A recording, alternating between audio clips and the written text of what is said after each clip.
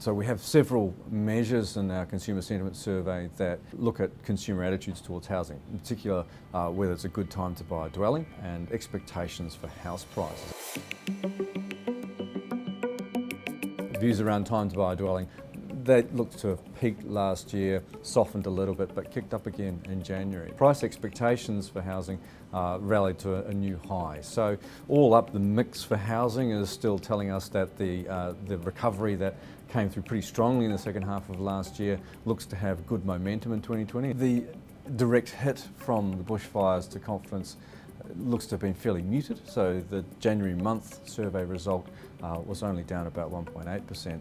Compared, say, for example, to the Queensland floods in 2011, we saw closer to a 6% drop in confidence.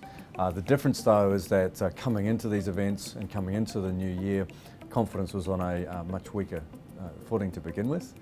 Back in 2010, we had readings up around 110. Coming to this particular event, we had readings around 95. In fact, 93.4, the reading for January, is the lowest that we've seen in quite a while. We've only seen about 5 or 6 readings that low since the GFC. Readings lower than that we've only really seen on a consistent basis during the financial crisis or recessions in Australia. The coronavirus issue really sort of leapt to the fore in the last couple of weeks of January. So we don't have any reads post those developments to draw on. If we go back to the most recent similar episode, which was the SARS virus in 2003, we did see a significant hit to confidence globally. In China, it was closer to a 30% hit to confidence at the time. Obviously, China was at the epicenter of that epidemic as well. And the mortality rates from SARS were significantly higher than from the current coronavirus. The epidemic itself, it's unclear exactly how severe it is.